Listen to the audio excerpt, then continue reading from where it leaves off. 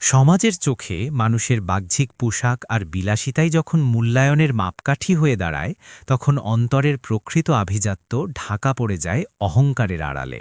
দেশের অন্যতম বড় কোম্পানির তরুণ সিইও আর্যবর্ধন চেয়েছিলেন নিজের অর্জিত পরিচয় সরিয়ে রেখে সাধারণ মানুষের কাতারে দাঁড়িয়ে পৃথিবীকে দেখতে।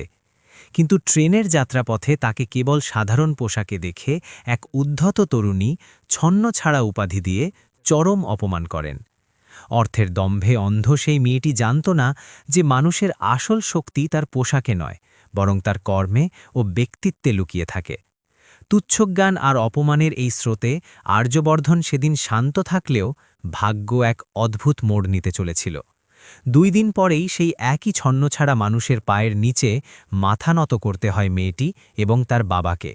এই কাহিনী কেবল প্রতিশোধের নয়, বরং দৃষ্টিভঙ্গি বদলানোর এবং মানুষের প্রকৃত মূল্য বোঝার এক অনন্য শিক্ষা।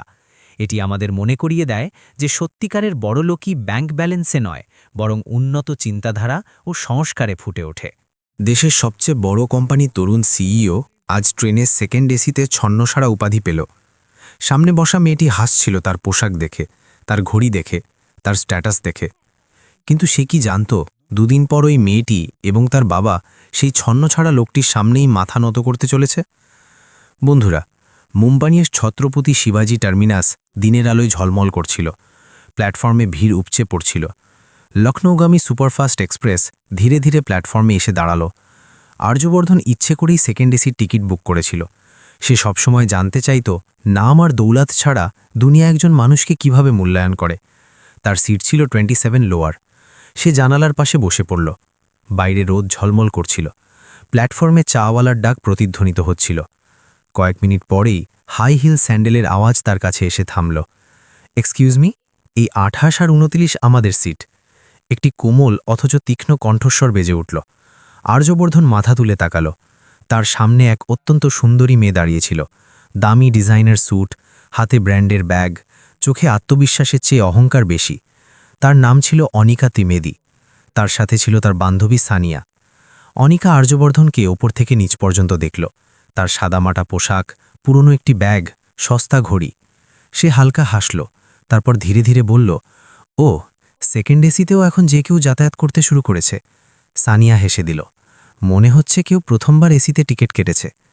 আর্যবর্ধন শান্তস্বরে বলল, জি, আপনার সিট 28, এই 27 আমার। অনিকা বসে পড়ল। ট্রেন ধীরে ধীরে চলতে শুরু করল। বাইরের রোদ ক্ষেতের উপর ছড়িয়ে পড়তে লাগল।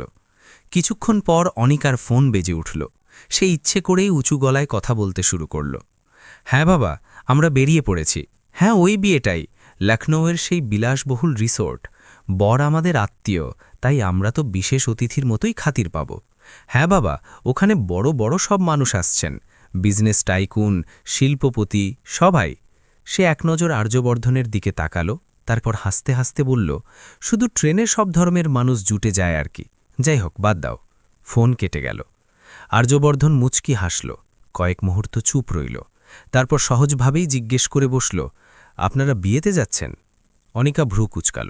হ্যাঁ, কেন? এমনি জিজ্ঞেস করলাম। কার বিয়ে? রাঘব মেহরার, লখনৌয়ের সবচেয়ে বড় শিল্পপতি পরিবারের। আপনি হয়তো চিনবেনও না। আর্যবর্ধন শান্তস্বরে বলল, হ্যাঁ, আমিও ওই বিয়েতেই যাচ্ছি। অনিকা হো হো পায়ে হেসে উঠল। আপনি ওই বিয়েতে? সানিয়া মজা ওড়াতে ওড়াতে বলল, আচ্ছা, তাহলে আপনিও ভিআইপি গেস্ট নাকি?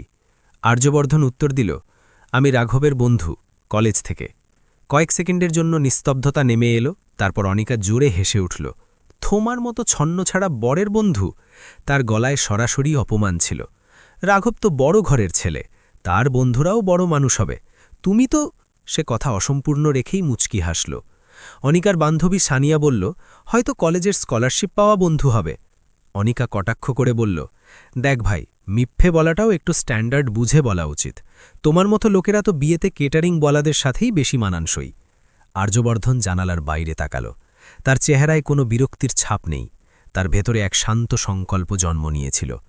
অনিকা, এখন তুমি আমাকে পোশাক দিয়ে মূল্যায়ন করছ, কিন্তু যখন সত্যিটা সামনে আসবে, তখন তোমার কথাগুলোই তোমার জন্য বোঝা হয়ে দাঁড়াবে। ট্রেন ক্ষেত, সেতু এবং ছোট ছোট স্টেশন পার হয়ে এগিয়ে যাচ্ছিল। রোদ বগির ভেতর ছড়িয়ে পড়ছিল। যাত্রা ছিল দিনের বেলার, কিন্তু শব্দের উত্তাপ ছিল তার চেয়েও প্রখর। কিছুক্ষণ পর অনিকা আবার খোঁচা দিয়ে জিজ্ঞেস করল, তাহলে তোমাকে রিসর্ট থেকে নিতে কে আসবে? অটো করবে না বাস? সানিয়া খিলখিল করে হেসে উঠল। আর্যবর্ধন শান্ত স্বরে বলল, দেখা যাবে। এমনিতে বিয়েতে প্রবেশ করার জন্য ড্রেস কোড আছে। অনিকা বলল, তোমার কাছে তো স্যুট হবে না, ছন্নছাড়া অবস্থায় চলে এসো না। এবার তার কথায় সরাসরি অবজ্ঞা ছিল। আর্যবর্ধন তার চোখের দিকে তাকালো। প্রথমবারের মতো সে হেসে বলল, মাঝে মাঝে মানুষের আসল পরিচয় তার পোশাকে নয়, তার কর্মে হয়। অনিকা এক শীতল হাসির সাথে উত্তর দিল, এই ডায়লগ গরিব লোকেরাই বলে। এভাবেই যাত্রা কাটতে লাগল। লখনৌ স্টেশন চলে এলো। প্ল্যাটফর্মে গাড়ির লাইন ছিল।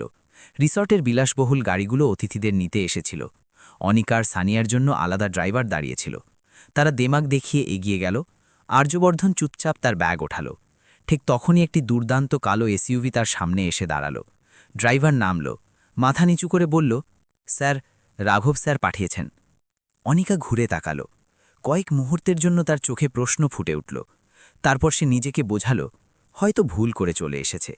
সে কি জানত, এটা তো কেবল শুরু ছিল। রিসর্টে সন্ধ্যায় যখন সঙ্গীতের অনুষ্ঠান শুরু হলো, আর্যবর্ধন সাদামাটা কিন্তু পরিপাটি পোশাকে সেখানে পৌঁছল। অনিকা তাকে দেখেই বন্ধুদের বলল, দেখো, ছন্নছাড়া গরিবটা চলেই এসেছে। ট্রেনে দেখেছিলাম একে, কে জানে বরের বন্ধু কি করে হয়ে গেল। তার বান্ধবীরা হেসে উঠল। আর্যবর্ধন সব শুনল। সে মনে মনে বলল, আজ তোমার কথাগুলো আমি মনে রাখব, আর দুদিন পর তোমাকে তোমার নিজের চোখেই ছোট অনুভব করাব। সানাই বাজছিল, কিন্তু কারোর হৃদয়ে অপমানের আগুন শান্ত হয়ে ধিকি ধিকি জ্বলতে শুরু করেছিল। রাত গভীর হচ্ছিল। রিসর্ট আলোয় স্নান করে উঠেছিল। চারদিকে ফুলের সুবাস, সঙ্গীতের সুরলহরী আর হাসির ফোয়ারা উঠছিল। অতিথিরা নিজেদের দলে দলে দাঁড়িয়েছিল। কারো হাতে জুস, কারো হাতে ক্যামেরা, কারো হাতে মোবাইল। আর্যবর্ধন ভিড় থেকে একটু দূরে দাঁড়িয়ে সব দেখছিল। তার চেহারায় সেই একই স্থিরতা ছিল, যেন অপমান তার কাছে নতুন কিছু নয়। ঠিক সেই সময় রাঘব মেহরা দৌড়ে এলো এবং তাকে জড়িয়ে ধরল। দোস্ত, তুই এসেছিস? আমার জানা ছিল তুই আসবি। দুজনের বন্ধুত্বে সত্যতা ছিল। রাঘব তাকে পূর্ণ সম্মানের সাথে স্টেজের কাছে বসালো। দূরে দাঁড়িয়ে অনিকা এই দৃশ্য দেখছিল। তার চেহারায় বিস্ময়ের রেখা ফুটে উঠল। এই সত্যি বড় বন্ধু, সে মনে মনে ভাবল। কিন্তু তার অহংকার এখনও অটুট ছিল। সে তার বান্ধবীদের সাথে এগিয়ে গেল এবং ইচ্ছে করে জোরে বলল, রাঘব ভাইয়া তো খুব বড় মনের মানুষ, সব ধরনের মানুষের সাথেই বন্ধুত্ব করে নেন। তার বান্ধবীরা আবার হেসে উঠল। আর্যবর্ধন কেবল একটা মৃদু হাসি দিল। রাতের খাবারের সময়ও অনিকা বারবার তার দিকে তাকাচ্ছিল আর খোঁটা দিচ্ছিল। দেখো একে, প্লেটটাও কিভাবে ধরে আছে, বোধহয় 5 তারা হোটেলে প্রথমবার খাবার খাচ্ছে। আর ড্রেসটা তো দেখো, কোনো ব্র্যান্ডই চিনতে পারছি না। সানিয়া আস্তে করে বলল, হয়তো লোকাল মার্কেটের হবে। আর্যবর্ধন সব শুনছিল। তার মনে কোনো রাগ ছিল না, শুধু একটি শান্ত সিদ্ধান্ত ছিল, সময় আসতে দাও। পরের দিন বিয়ের মূল অনুষ্ঠান ছিল। বরযাত্রী, আতশবাজি, ঢোল নগারা সব কিছুই ছিল জাঁকজমকপূর্ণ। আর্যবর্ধন সাদামাটা কিন্তু পরিষ্কার পরিচ্ছন্ন একটি স্যুট পরল। সে যখন মণ্ডপের কাছে দাঁড়িয়েছিল, তখন অনিকা তার বান্ধবীদের সাথে সেখানে এলো। সে আর্যবর্ধনকে দেখে আবার খোঁটা মারল, দেখো, ছন্নছাড়াটা স্যুট পরেছে, কিন্তু স্টাইল টাকা দিয়ে আসে। আর্যবর্ধন প্রথমবারের মতো সরাসরি তার চোখের দিকে তাকালো। স্টাইল টাকা দিয়ে নয়, চিন্তাধারা থেকে আসে, সে শান্ত স্বরে বলল। অনিকা হাসল। চিন্তাধারাও তাদেরই বড় হয় যাদের বড় ব্যাংক ব্যালেন্স থাকে। আর্যবর্ধন কোনো জবাব দিল না। সে জানত, যে মানুষের সত্যের কোনো ধারণা নেই, তাকে কথা দিয়ে বদলানো যায় না। বিয়ের অনুষ্ঠান জাঁকজমকের সাথে সম্পন্ন হল। 2 দিন পর রিসেপশন ছিল, যেখানে শহরের বড় বড় শিল্পপতি, রাজনীতিক এবং ব্যবসায়ীরা আসার কথা ছিল। অনিকা নিজের ঘরে বসেছিল। সে তখনও আর্যবর্ধনের কথা মনে করছিল, ঠাট্টা ওড়ানোর ভঙ্গিতে। কে জানে কোন সাহসে এসেছিল সে, নিজেকে বরের বন্ধু বলে দাবি করছিল। সে সানিয়াকে বলল। সানিয়া বলল, ছাড় না, এসব লোকেরা জীবনে ওপরে উঠতে পারে না। ঠিক তখনই অনিকার বাবা বিনোদ ত্রিবেদী ঘরে ঢুকলেন। তাকে গম্ভীর দেখাচ্ছিল। মা, আজ রিসেপশনে এক খুব বড় মেহমান আসছেন, তোমাকে ঠিকমতো আচার আচরণ করতে হবে। অনিকা কৌতূহল নিয়ে জিজ্ঞেস করল, কে আসছেন বাবা? বিনোদজি ধীর স্বরে বললেন, দেশের সবচেয়ে বড় কোম্পানির তরুণ সিইও, যার অধীনে আমাদের কোম্পানিও কাজ করে, আজ তিনিই চিফ গেস্ট। অনিকার চোখ চকচক করে উঠল। সত্যি? আমি ওর সাথে অবশ্যই দেখা করব। এত বড় সিইও! তার মনে কল্পনারা ভেসে বেড়াতে লাগল। কেমন হবেন তিনি? কত স্মার্ট হবেন? তার ব্যক্তিত্বে কত শান থাকবে? সে কি জানত যে মানুষটিকে সে ট্রেনে ছন্ন ছাড়া বলছিল সেই আজ তার স্বপ্নের তরুণ সিইও হয়ে সামনে আসতে চলেছে? রিসেপশনের সন্ধ্যা নেমে এলো। রিসর্ট আগের চেয়েও বেশি সাজানো হয়েছিল। লাল গালিচা বিছানো হয়ে গিয়েছিল। গেটে নিরাপত্তা ছিল দ্বিগুণ। বারবার স্টেজ থেকে ঘোষণা করা হচ্ছিল, আর কয়েক মুহূর্তের মধ্যেই আমাদের মাঝে দেশের সবচেয়ে বড় কর্পোরেট কোম্পানির তরুণ সিইও পদার্পণ করতে চলেছেন। দয়া করে সকল অতিথি তাকে স্বাগত জানানোর জন্য প্রস্তুত থাকুন। অনিকার হৃৎস্পন্দন বেড়ে গেল। সে গেটের দিকে তাকাতে লাগল। বিনোদ ত্রিবেদীর চেহারায় হালকা নার্ভাসনেস ছিল। তিনি জানতেন যে যিনি আসছেন তিনিই তার সবচেয়ে বড় বস, কিন্তু মেয়ে কখনো জিজ্ঞেস করেনি, আর তিনিও বলাটা জরুরি মনে করেননি। ঠিক সেই সময় বাইরে হঠাৎ চাঞ্চল্য সৃষ্টি হল। মানুষের নজর গেটের দিকে উঠে গেল। একটি চকচকে দেশের সবচেয়ে বিলাসবহুল গাড়ি ধীরে ধীরে ভেতরে প্রবেশ করল। গাড়ির দরজা খুলল এবং যেই মুখটি বাইরে এলো তাকে দেখামাত্রই অনিকার পায়ের তলার মাটি সত্যিই সরে গেল। সেই শান্ত চেহারা, সেই গভীর চোখ, সেই স্থির হাসি। আর্যবর্ধন রাঠোর। কিন্তু আজ সে সাদামাটা পোশাকের সেই ছন্ন ছাড়া ছিল না। আজ সে ব্ল্যাক ট্যাক্সিডোতে ছিল।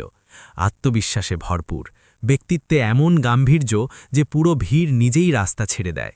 চারপাশ থেকে ক্যামেরার ফ্ল্যাশ ঝলমল করতে লাগল।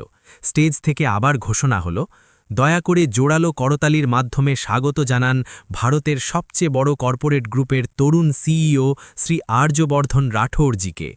করতালির শব্দে চারদিক ফেটে পড়ল। অনিকার কানে যেন সব আওয়াজ ঝাপসা হয়ে গেল। এটা কি করে হতে পারে, সে নিজেকে বলল। ঠিক সেই সময় তার বাবা বিনোদ ত্রিবেদী প্রায় দৌড়ে সামনে এগিয়ে গেলেন।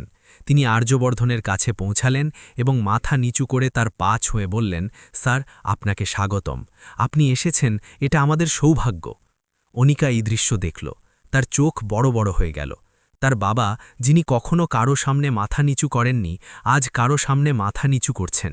আর সে এমন একজন মানুষ ছিল যাকে ট্রেনে ছন্ন ছাড়া বলেছিল। তার গলায় যেন কথা আটকে গেল। আর্যবর্ধন বিনোদজিকে ওঠালো। প্লিজ স্যার, এমন করবেন না, আপনি আমাদের পার্টনার। তার গলায় সেই একই বিনম্রতা ছিল, কিন্তু আজ তাতে ক্ষমতাও ছিল। সে ধীরে ধীরে রেড কার্পেটে হেঁটে স্টেজের দিকে এগোল। প্রতি পদে পদে সম্মান যেন মাথা নত করছিল। রাঘব মেহরা তাকে জড়িয়ে ধরল। আমি জানতাম তুই সারপ্রাইজ দিবি, কিন্তু এত বড় সারপ্রাইজ? আর্যবর্ধন মুচকি হাসল। স্টেজ থেকে হোস্ট বলল, আমরা অনুরোধ করব আর্যবর্ধনজি যেন দুটি কথা বলেন। পুরো হলঘর শান্ত হয়ে গেল। আর্যবর্ধন মাইক ধরল। বন্ধুরা, সে শান্ত ও গভীর গলায় বলল, জীবন আমাদের প্রায়শই পোশাক, পদমর্যাদা আর টাকার ভিত্তিতে যাচাই করে, কিন্তু সত্যিটা হলো মানুষের পরিচয় তার সংগ্রাম আর তার কর্ম দিয়ে তৈরি হয়। আমি আজ এখানে শুধু একজন সিইও হয়ে নয়, বরং আমার বন্ধুর সত্যিকারের বন্ধু হিসাবে এসেছি। করতালি বেজে উঠল। সে আরও বলল, আর একটা কথা, কখনো কাউকে তার বাইরের রূপ দিয়ে বিচার করবেন না, কারণ যে সবচেয়ে সাধারণ দেখতে সেই সবচেয়ে অসাধারণ হতে পারে। এ কথা বলতে বলতেই তার নজর এক মুহূর্তের জন্য অনিকার দিকে উঠল। অনিকার দু চোখ জলে ভরে গিয়েছিল। মাইক ফিরিয়ে রেখে আর্যবর্ধন স্টেজ থেকে নিচে নেমে এলো। সে বাইরের দিকে এগোচ্ছিল। হঠাৎ পেছন থেকে একটা ডাক এলো, দাঁড়ান। সে ঘুরল। অনিকা তার সামনে দাঁড়িয়েছিল। আজ তার চেহারায় কোনো অহংকার ছিল না, ছিল গ্লানি। চোখ থেকে জল ঝরছিল। আমার খুব বড় ভুল হয়ে গেছে। আমি আপনাকে চিনতে পারিনি। আমি আপনাকে ট্রেনে, বিয়েতে অনেক অপমান করেছি। প্লিজ আমাকে ক্ষমা করে দিন। তার গলা কাঁপছিল। আর্যবর্ধন কয়েক মুহূর্ত তাকে দেখতে থাকল। তারপর শান্ত স্বরে বলল, অনিকা, তুমি আমাকে নয়, নিজের সংস্কারকে অপমান করেছ। সে আরও বলল, তুমি আমাকে পোশাক দিয়ে মেপেছ, টাকা দিয়ে বিচার করেছ। হয়তো তুমি অন্যদেরও এভাবেই বিচার করো, কিন্তু আমি এই জায়গায় এমনি এমনি পৌঁছাইনি। আমি সব রকম পরিস্থিতি দেখেছি, দারিদ্র্য, সংগ্রামও, ব্যর্থতাও। তারপর গিয়ে এই স্থান পেয়েছি। অনিকা মাথা নিচু করে কাঁদছিল। আর্যবর্ধন গম্ভীর স্বরে বলল, তুমি তোমার বাবার টাকা পেয়েছ, কিন্তু আসল পরিচয় তখন তৈরি হয় যখন মানুষ নিজে উপার্জন করে দাঁড়ায়। কখনো নিজে সংগ্রাম করে দেখো, কখনো নাম আর টাকা ছাড়া সাধারণ মানুষের মাঝে গিয়ে দেখো। তখন বুঝতে পারবে যে আসল ধনদৌলত ব্যাংক ব্যালেন্সে নয়, চিন্তাধারায় থাকে। সে একটা গভীর শ্বাস নিল। আমি তোমাকে ক্ষমা করছি, কারণ আমি তোমার মতো নই। এ কথা বলে সে ঘুরে দাঁড়াল এবং এগিয়ে গেল। অনিকা সেখানেই দাঁড়িয়ে রইল। তার চোখের জল থামছিল না। ভিড়ের মধ্যে তখনও হাততালি বাজছিল, কিন্তু তার ভেতরে তার নিজের আওয়াজে প্রতিধ্বনিত হচ্ছিল, ছন্নছাড়া, গরিব, ক্যাটারিংওয়ালা। আজ সে বুঝতে পারল যাকে সে ছন্নছাড়া বলছিল সেটা আসলে তার নিজেরই মানসিকতা ছিল। আর প্রথমবারের মতো তার অহংকারের দেওয়াল সত্যের সামনে ভেঙে চুরমার হয়ে গিয়েছিল। অনিকা সেখানেই দাঁড়িয়ে রইল। ভিড়ের আওয়াজ এখন আর সে শুনতে পাচ্ছিল না। আলো, সঙ্গীত, হাততালি সবকিছুই যেন ঝাপসা হয়ে গিয়েছিল। তার কানে কেবল সেই কথাগুলোই বাজছিল, তুমি আমাকে নয়, নিজের সংস্কারকে অপমান করেছ। সেদিন রাতে সে নিজের ঘরে অনেকক্ষণ জেগে রইল। আয়নার সামনে দাঁড়িয়ে সে নিজেকে দেখল। সেই একই চেহারা, একই রূপ, একই দামি পোশাক। কিন্তু আজ তার প্রথমবারের মতো মনে হল ভেতর থেকে সে কতটা শূন্য। তার মনে পড়ে গেল ট্রেনের সেই যাত্রা, তার বলা ছন্নছাড়া শব্দটা। তার মনে পড়ল বিয়ের সেই কটাক্ষ। তার মনে পড়ল কিভাবে সে কিছু না জেনেই একজনের সম্মান নিয়ে খেলা করেছে। সকাল হতে হতে তার ভেতরে কিছু একটা বদলে গিয়েছিল। রিসেপশনের পরদিন সে তার বাবার কাছে গেল। বাবা, তার গলা আগের চেয়ে আলাদা ছিল, নরম, ধীর। আপনি ওর সামনে মাথা নিচু করেছিলেন কেন? বিনোদ ত্রিবেদী গভীর শ্বাস নিলেন। মা, উনি শুধু আমার বস নন, তিনি আমাদের কোম্পানিকে ডোবার হাত থেকে বাঁচিয়েছেন। যখন আমরা লোকসানে ছিলাম তখন তিনি বিনিয়োগ করেছিলেন। তিনি কখনো অহংকার দেখাননি, সবসময় সহযোগিতা করেছেন। আসল বড় মানুষ তো তারাই যারা বড় হয়েও বিনয়ী থাকেন। অনিকা চুপ হয়ে গেল। তার মনে হলো যেন প্রতিটি শব্দ তার হৃদয়ে কড়া নাড়ছে। কিছুদিন কাটল। অনিকা প্রথমবারের মতো তার বাবার কোম্পানিতে যাওয়া শুরু করল। সে অফিসের কর্মচারীদের সাথে মিশল, তাদের সংগ্রামের কথা শুনল। সে জানতে পারল কোম্পানির অনেক কর্মচারী এমনও আছেন যারা সামান্য বেতনেও পুরো পরিবারের অবলম্বন হয়ে আছেন। সে বুঝতে শুরু করল টাকা থাকা আর টাকা রোজগার করা দুটো সম্পূর্ণ আলাদা বিষয়। এক সন্ধ্যায় সে তার বাবাকে বলল, বাবা, আমি আমার পরিচয় নিজে তৈরি করতে চাই, আপনার কোম্পানিতে নয়, অন্য কোনো জায়গা থেকে শুরু করতে চাই, একেবারে নিচ থেকে। বিনোদজি তাকে মনোযোগ দিয়ে দেখলেন। এই সিদ্ধান্ত কি ভেবেচিন্তে নিয়েছ? হ্যাঁ বাবা, আমি জানতে চাই যে সংগ্রাম কাকে বলে। সে একটি ছোট স্টার্টআপ কোম্পানিতে ইন্টার্নশিপ শুরু করল। সেখানে কেউ জানত না যে সে একজন বড় শিল্পপতির মেয়ে। প্রথম দিনেই তাকে ফাইল গোছানোর কাজ দেওয়া হলো। দ্বিতীয় দিন ডেটা এন্ট্রি, তৃতীয় দিন গ্রাহকদের অভিযোগ শুনতে হলো। অনেকবার মানুষ তার ওপর গলা চড়ালো, অনেকবার তাকে গভীর রাত পর্যন্ত কাজ করতে হলো। কিন্তু এবার সে কাউকে ছন্নছাড়া বলল না। প্রতিবার তার আর্যবর্ধনের সেই কথাটা মনে পড়ে যেত, কখনো নিজে সংগ্রাম করে দেখো। মাস কেটে গেল। অনিকা বদলে যাচ্ছিল। তার চোখে এখন আর অহংকার ছিল না, ছিল বোঝাপড়া। একদিন হঠাৎ তার কোম্পানিতে খবর এলো, আজ আমাদের অফিসে একজন বড় বিনিয়োগকারী আসছেন। মিটিং রুম সাজানো হলো। দরজা খুলল। অনিকার হৃৎস্পন্দন বেড়ে গেল। ভেতরে সেই একই মুখ এলো, আর্যবর্ধন রাঠোর। কিন্তু এবার সে চমকাল না।